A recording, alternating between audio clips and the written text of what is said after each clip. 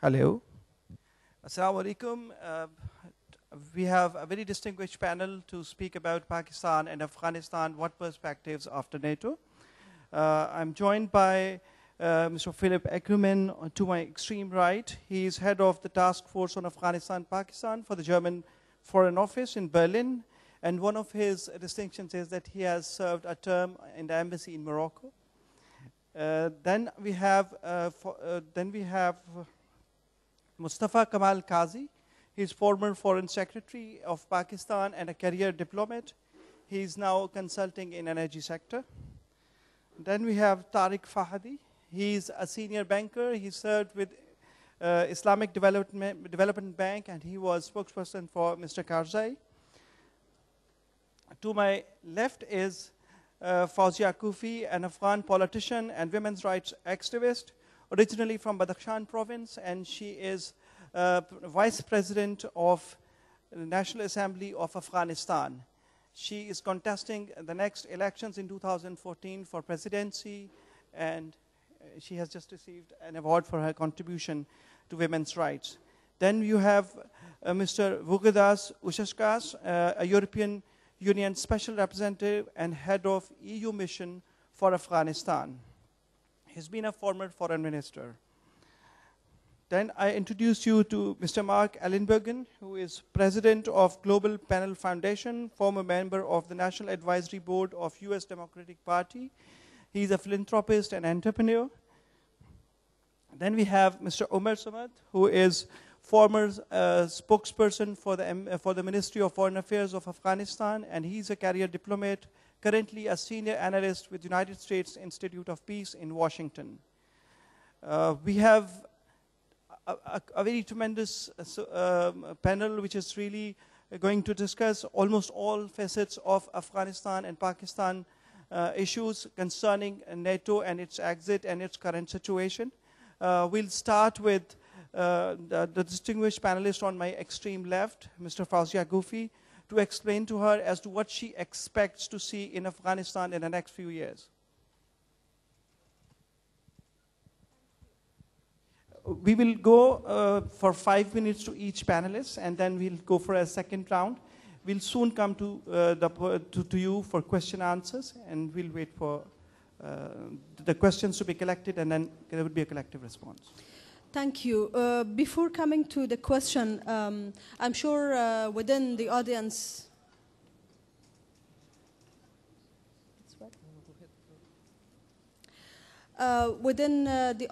there are many people who know little about Afghanistan, or perhaps what you hear is basically through media, which is usually either suicide bombing or an incident, a security incident. I think that's not the only face Afghanistan has. Afghanistan has a very long age of civilization of 5,000 years. Through the history, women have been involved in social and political life in Afghanistan. And there are three main elements that are potential economy and political growth for Afghanistan. First is Afghanistan geographical location. It basically connects Central Asia to South Asia, which could be used as a potential for economic growth.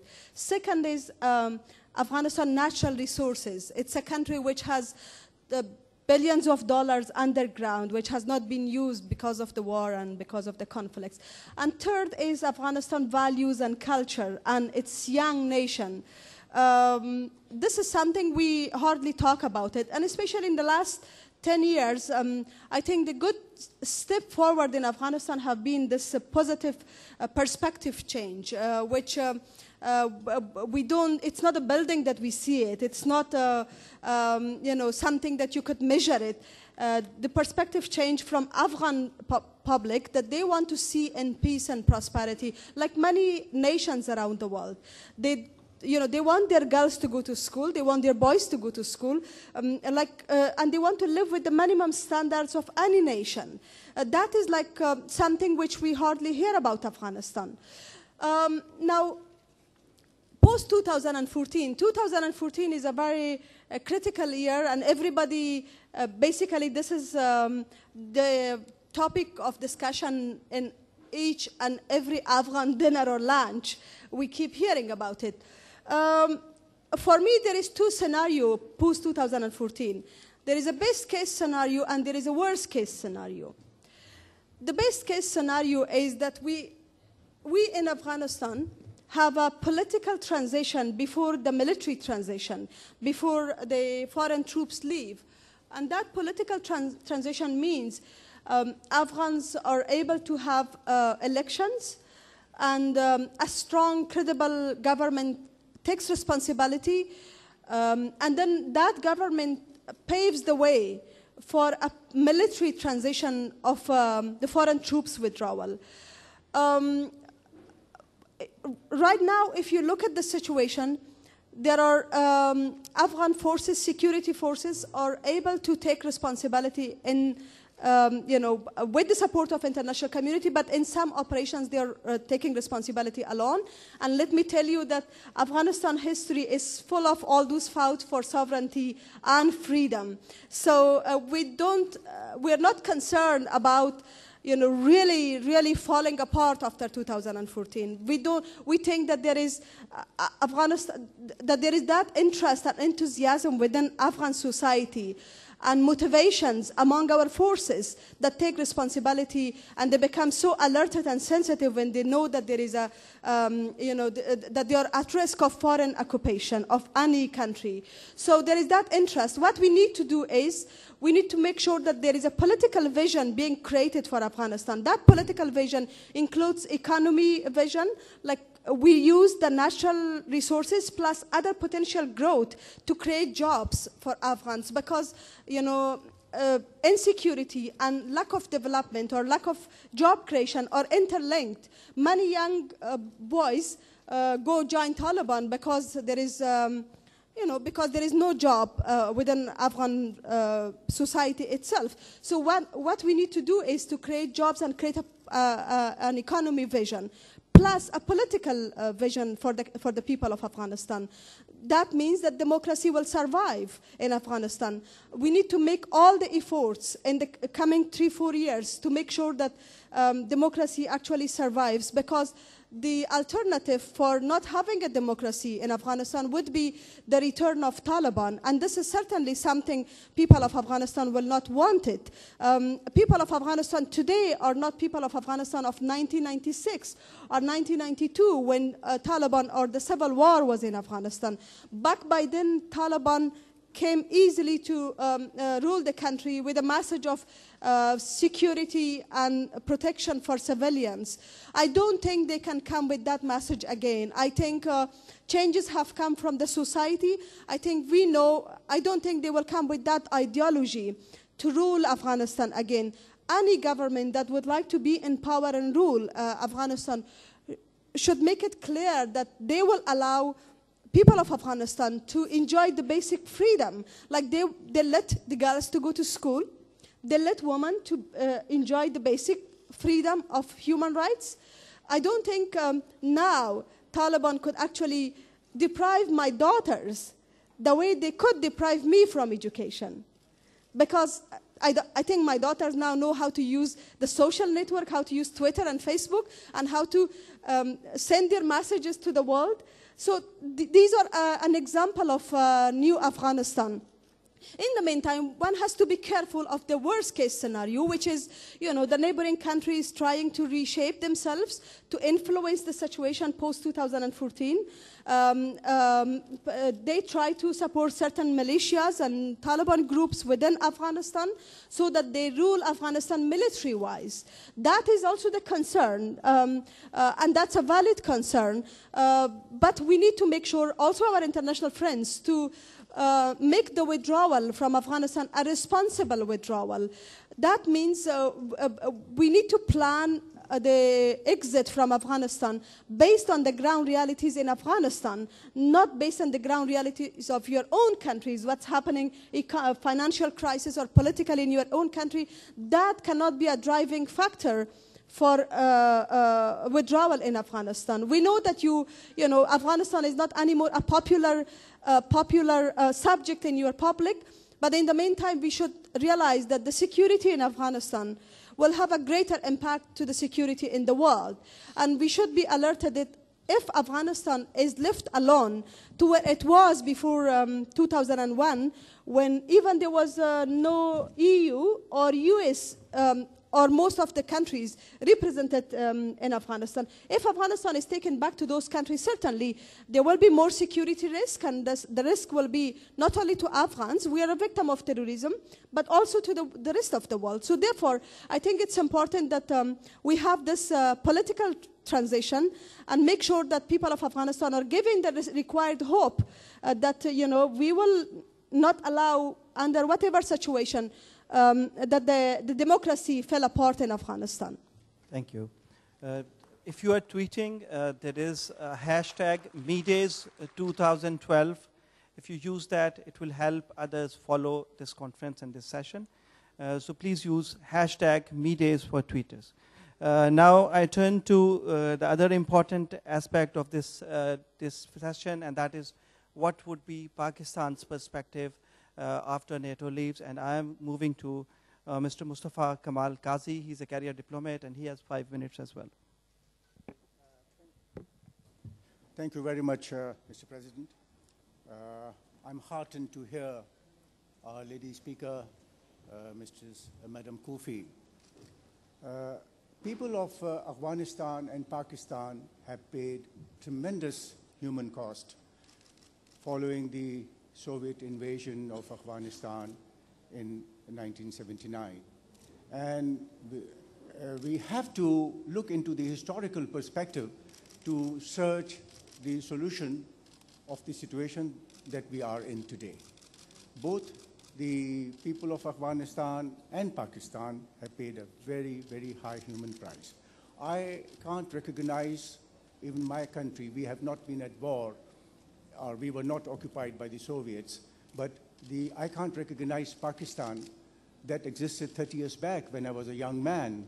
The Pakistan that I saw, a peaceful, with cities, sort of a flourishing. Today's Pakistan, we are haunted by terrorism, we are haunted by extremism, we are haunted by mistrust of our friends and allies. You see, after Soviet occupation of Afghanistan, there were 3 parties which had common interest and converged together to deal with the situation. Pakistan, as a neighboring state, which felt threatened by the Soviet march into Afghanistan, and we feared that probably they might, march further on and to sort of towards the historical Soviet aspiration of getting to the warm waters of Indian Ocean. Then was the people of Afghanistan who struggled against the foreign occupation. Then there was United States and the Western countries. So we were 3 parties in this coalition to deal with the situation that has emerged out of Soviet occupation. 10 years later, after the terrible and tremendous circle and the crusade by the people of Afghanistan, supported by the Pakistan and the international coalition, the Soviets withdrew, and shortly after, the Soviet Union imploded.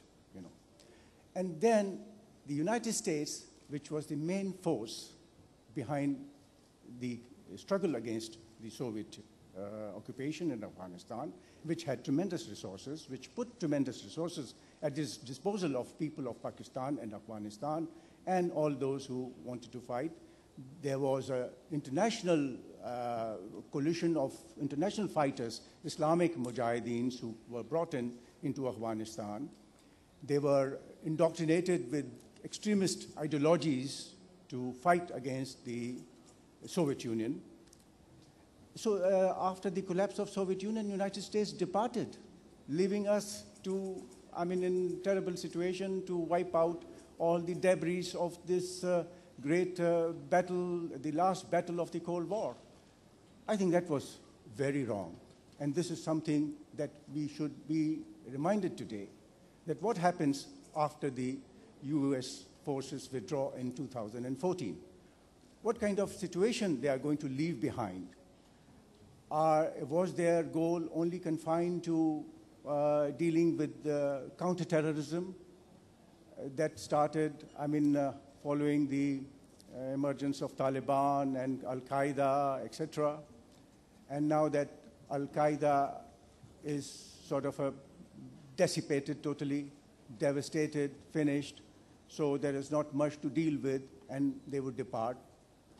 Whether they are going to continue to support the region, Afghanistan and Pakistan, towards a more sort of a constructive evolution, that is a big question. And the important thing to deal with Afghanistan is today internal reconciliation, process of internal peace and reconciliation. There is an insurgency that has been going on for last 30 years. Against the Soviets, against the NATO. That is whatever nomenclature we may call them, Taliban or whatever, but there is something inbuilt in Afghan psyche that they have historically opposed foreign occupation of the country, especially the occupiers who do not share the ties of culture and religion with them. So this is very important. I think world has seen that a lot of resources have been spent on the military effort. We have to see how much resources will be spared for the economic reconstruction of the region, which includes the tribal areas of Pakistan, which have been terribly devastated. And the traditional structure that existed there, it was a tribal society, and the tribal Malik was the chieftain, and he would control his community. The government of Pakistan's law were not applying in these tribal areas. They were very autonomous areas. What happened during the Afghan struggle against the Soviet occupation, that these Maliks lost their importance. The area became a kind of a disorderly, where all kinds of extremists came in, the Arab fighters, the Central Asian fighters, the Afghan fighters, and these are difficult mountainous, it's a difficult mountainous terrain. It's not easy when you have totally devastated, the social and administrative structure of our area. Thank you. Your time completes. Okay, sir. There is no doubt Pakistan lost about 40,000 civil and military officials and citizens in this war since 2011, besides losing a lot of infrastructure loss, image loss, and of course social fabric has been suffering since Soviet invasion began, and about 5 million Afghan refugees came to Pakistan. Over 2 million of them still remain in Pakistan, and without any significant international funding or UN support. Now I move to EU Special Representative on Afghanistan, Mr. Vygaudas Ushakjas. Please excuse me and forgive me for not pronouncing the name correctly. Thank you very much, Mr. Chairman. Well, first of all, if I may associate with Fouzia Koufi and with Ambassador Kazi, that the last 10 years, the region has witnessed tremendous and very positive changes. I've been in Afghanistan for almost 3 years, but I've been traveling back and forth before, and it's really an inspiring experience when you go outside of Kabul. You see improved infrastructure. You see that the health services is now accessible to almost 62% of the population, contrary to only 6% what was the case in 1990. It's extremely empowering to hear the voices of girls across the street at the school of Malalai, where I'm residing, and to witness that more than 2.5 million girls attending the school, while in 1990 there was none attending the school. And you see leaders like Fouzia Koufi taking a lead of the country, representing Afghanistan in the parliament, with 62 women having guaranteed seats. You also see infrastructure improved, be it in Kabul or outside. Having said this, I think we also have to be honest in acknowledging that transition and capacity building have really bared very evident fruits and progress. However, the transition is still fragile and reversible. What it will require staying power from us, from the friends and partners of Afghanistan, be it from Europe, America, India, Japan, or elsewhere. It will also require support of the neighboring countries, Pakistan, India, Iran, and others. And last but not least, and probably most important, it will require a leadership of the Afghans. And in that context, I see positive signs, a stronger recognition that 2014 is just around the corner, that it's about the time for the Afghans to take a full leadership with respect of organizing elections in 2014, which is happening as we speak, in consolidating political parties under the coalitions and different fractions so as to come, and also conducting the national dialogue, how to ensure that elections would be as inclusive and transparent as possible and would produce legitimate outcome for the Afghans. We have to be honest, due to various reasons, it won't be fully fair and fully democratic elections in Afghanistan anytime soon, just because of some basics which are in absence. We don't have a full voter register. We won't be able to roll out the voter register, be it electronic IDs or the new one, and we'll have to come with a kind of complex solution to mitigate the fraud and to guarantee that there is as wide accessibility as possible. When we move forward and as the Afghans take full ownership, it's important to acknowledge that transition represents the complex or holistic approach. It is about strengthening Afghan national security forces. It's about putting in place sound legal framework for economic development in Afghanistan, and I wish the Afghan government would expedite approval of the mining law, would expedite approval of the banking law, and would move forward with a greater emphasis on attracting domestic, protecting domestic, and attracting domestic as well as foreign investment. The third one is about strengthening the seeds of pluralistic democracy in the country, and it's about further moving ahead with reconciliation efforts, which depend a lot also on the neighboring countries, especially of Pakistan. So I see there are positive signs. It will require staying power from us, the partners and friends of Afghanistan. It will require support from the neighboring countries, and it will require leadership of Afghans as well. Thank you. Thank you very much for strictly observing the time limit. Now I move on to the most important player, and it is represented by Marc Ellenbogen, United States. Peace efforts anywhere in the world cannot succeed without US backing, but it's more so with regards to Afghanistan, and we can't have any better speaker than Mr. Marc. Over to you for 5 minutes. Well, I'm just going to speak briefly, and then I'm going to give 2 minutes each to Mr. Kazi and Ms. Koufi so they can continue talking. I don't think the United States sees the situation quite as rosy. A few months ago I was in Pakistan, and at the beginning of the year I was in Afghanistan. I think despite the interests of the Afghani people, and talking about the Afghani people is a misnomer, as we all know, it's a very complicated place.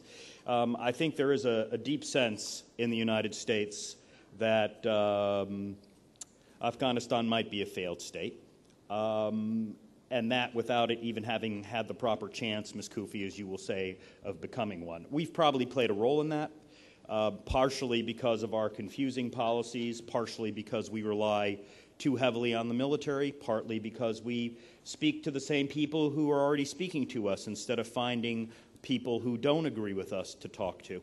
So maybe those are foods for thought for ourselves as we move into a new administration. I don't like when we talk about AFPAC. That was a Republican misnomer that was created. AFPAC, what is AFPAC? Pakistan and Afghanistan are separate countries with many different peoples, many different languages and tongues, and I think to see them together sometimes, and maybe often, actually does more damage than not. So that's my short comments, and I would be happy to have Ambassador Kazi and Vice President Koufi say a few more things. After all, they know more than I do. Well, we have a different plan. Mr. Omar has to leave early, so we are giving the podium to him for 5 minutes, and then we are going to go back to a second round. Well, I don't mean to be rude, but you have given me 5 minutes, and I think I can give my few minutes to people that have something to say. Mr. Kazi, for example, was continuing to talk when he ran out of time, so may I please give him another minute if he feels the need to say something? If he doesn't, he can always pass it on to the next speaker. We have 2 rounds. We'll go for the next round, but I will give Mr. Kazi 2 minutes. Thank you.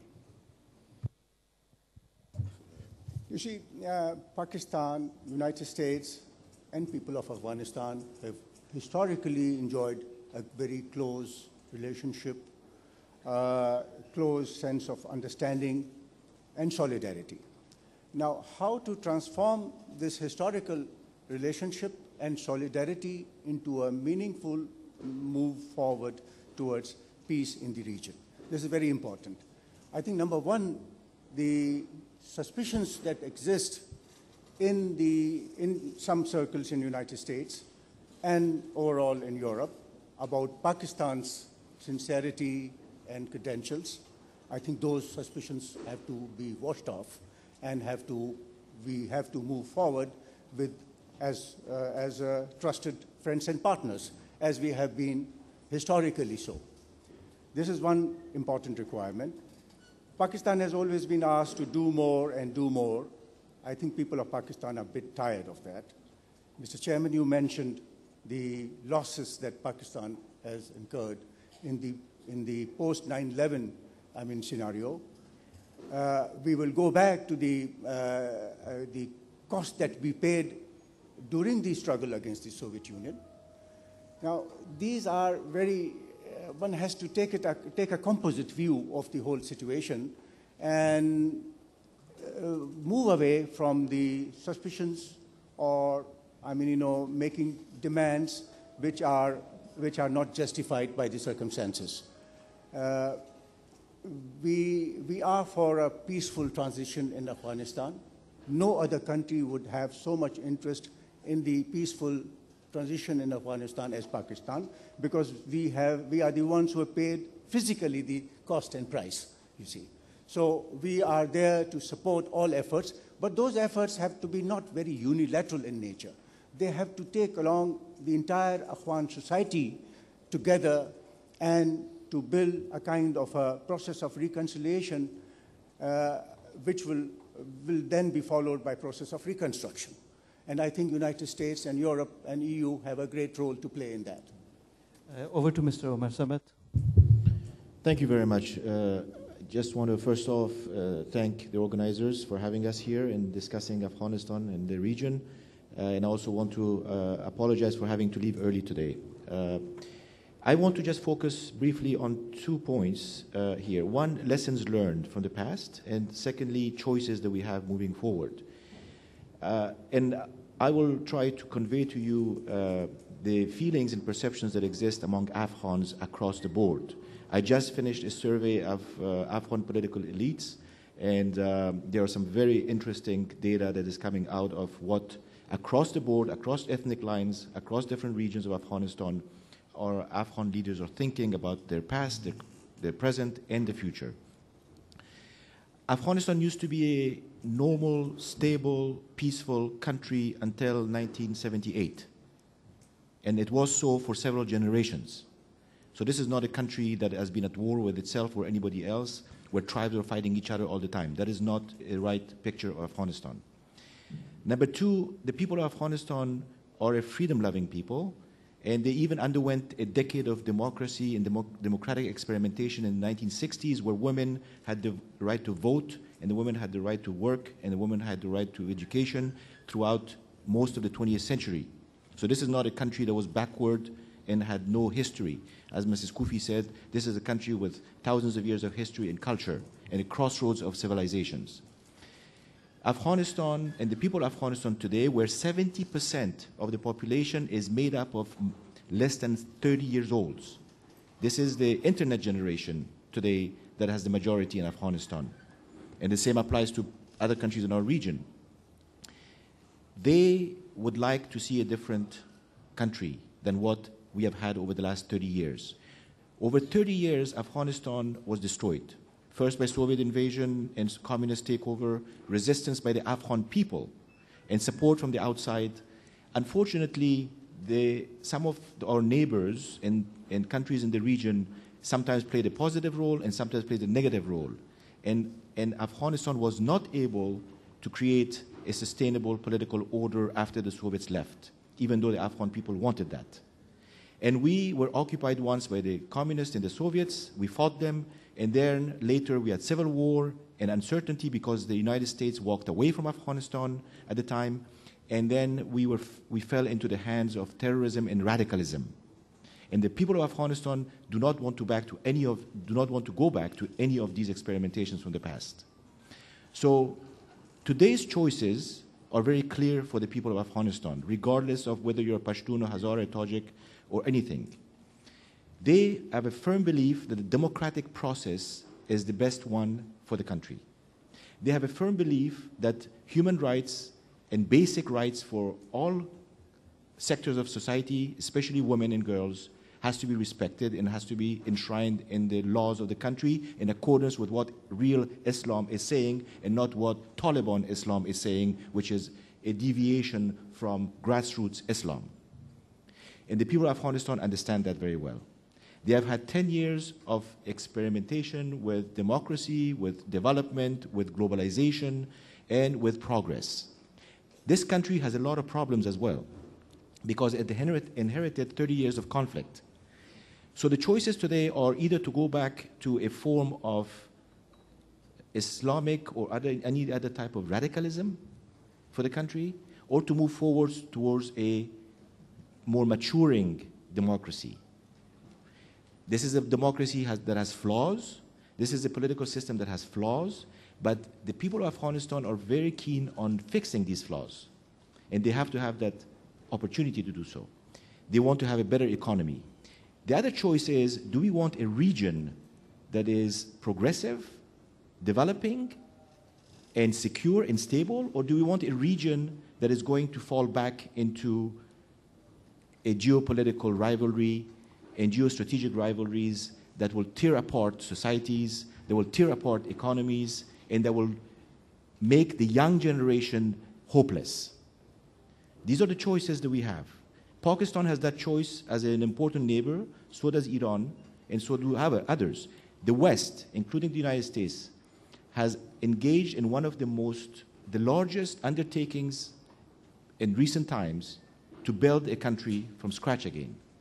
That investment cannot be wasted, and we cannot afford failure in Afghanistan, because the consequences of failure in Afghanistan are not just going to be centered on Afghanistan. The consequences of failure in Afghanistan are going to be regional and international. Terrorism is not dead. Bin Laden is dead, but not terrorism.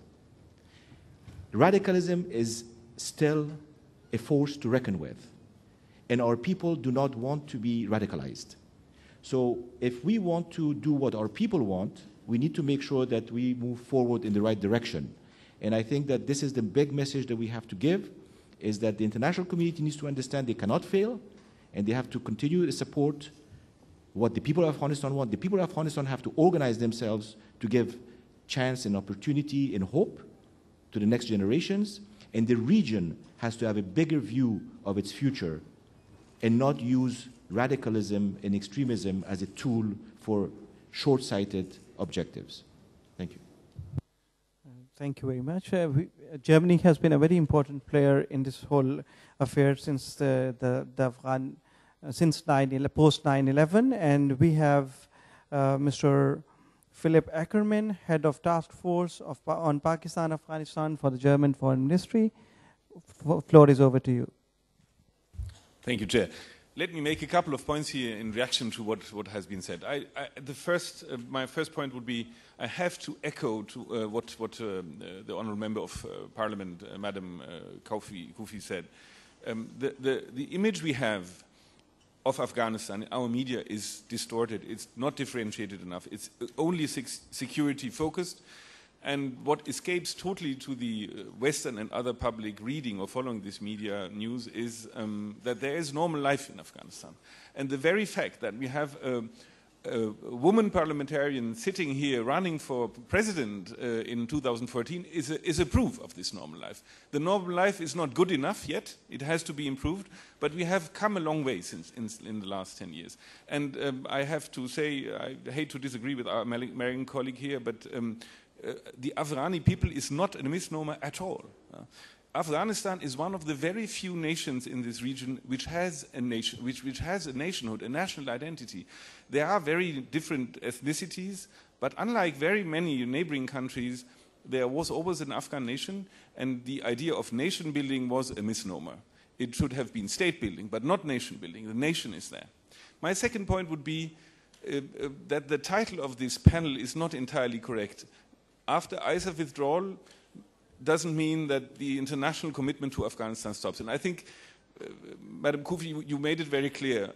Afghanistan must not be left alone, and it will not be left alone, because we'll have a post-ISAF mission. We have NATO will have a smaller and somewhat different in character mission starting in 2015, if the Afghan government invites it.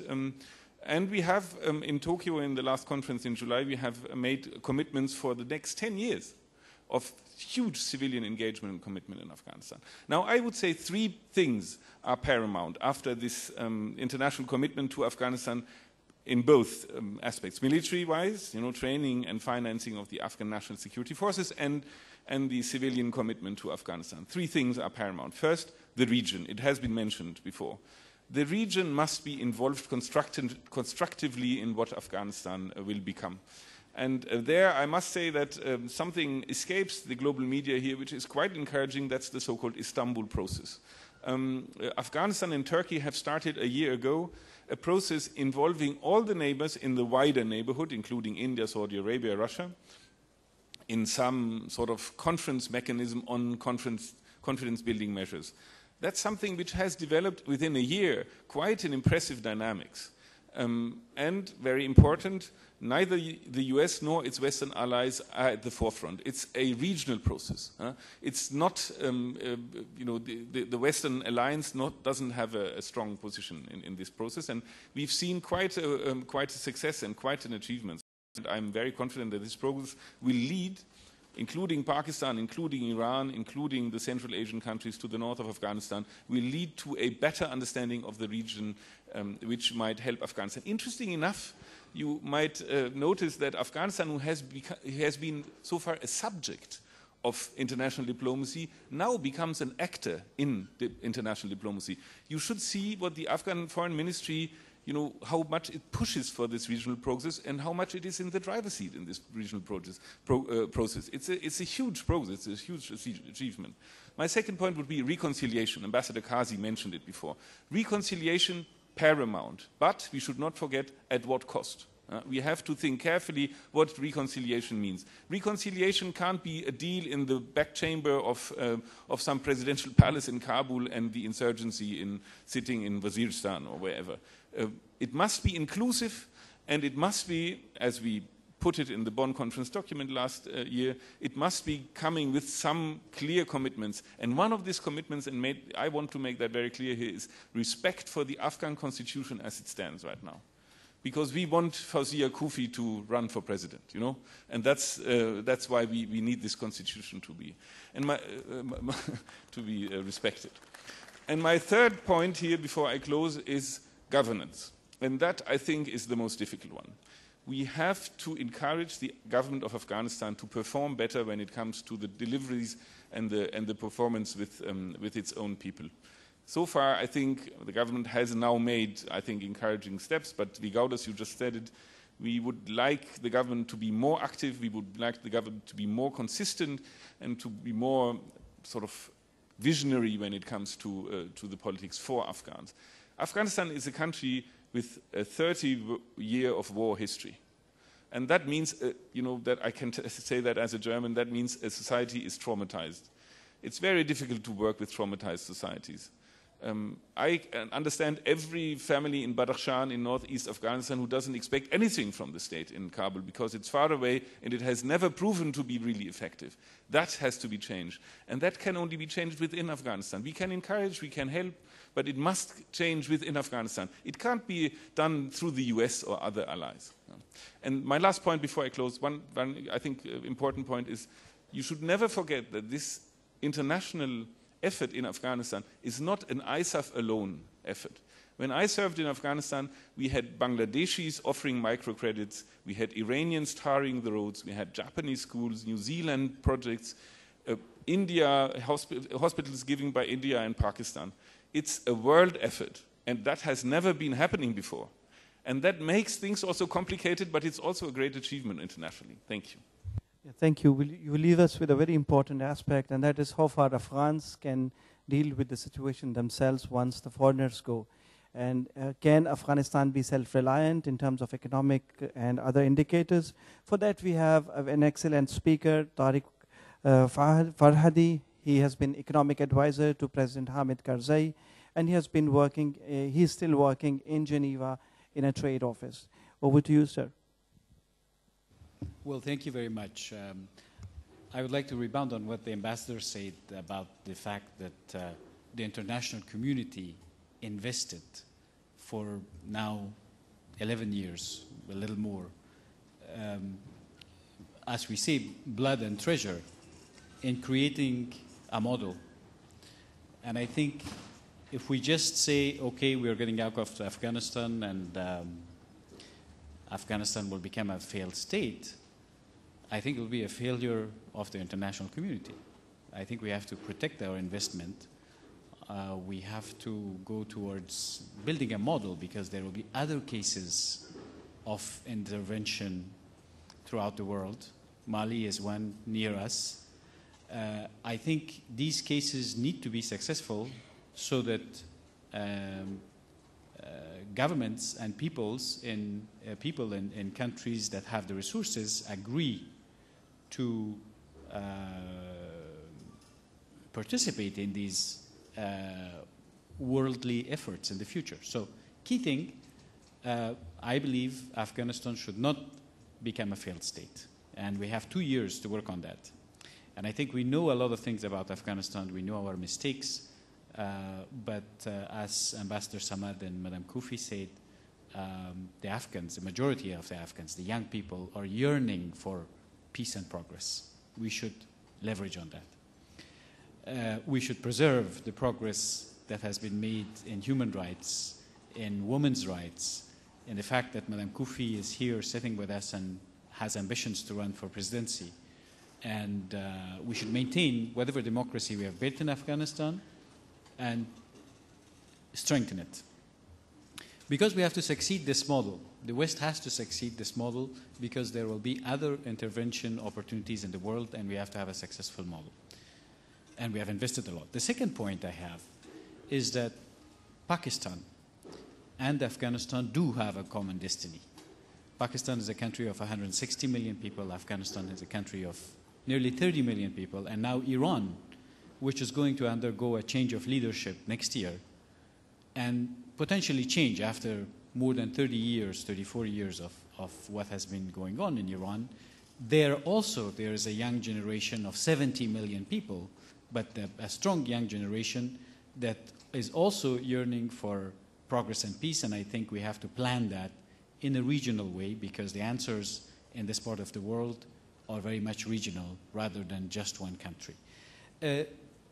This region of the world, you see China, which has had economic growth. You see Southeast Asia, which has had tremendous economic growth. You see the Gulf, which has so much capital and has had tremendous economic growth. Only this region is the holdout. And I think this can be fixed over time, but I think we have to be much more optimistic, the political elite of the West and the East, and we have to look at a bigger vision for this region just to focus on problems. The third point is between Afghanistan and Pakistan. There's quite a bit of trade interdependencies. Afghanistan is a landlocked country, needs Pakistan, needs access to the seas, and more efforts should be done from our partners to build these trade interdependencies, and it's in the benefit of Pakistan and Afghanistan. And the final point is to have a vision for the future. The vision is very important.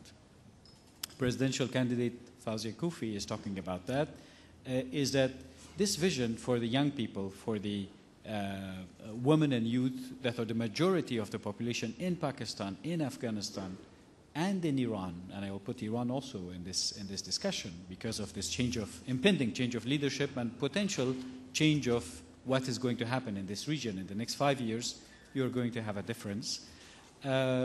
This common vision should be to get this region also, if not at the speed of Southeast Asia, if not at the speed of China, but also to clear this holdout in development in this in economic development in this region of the world. Thank you.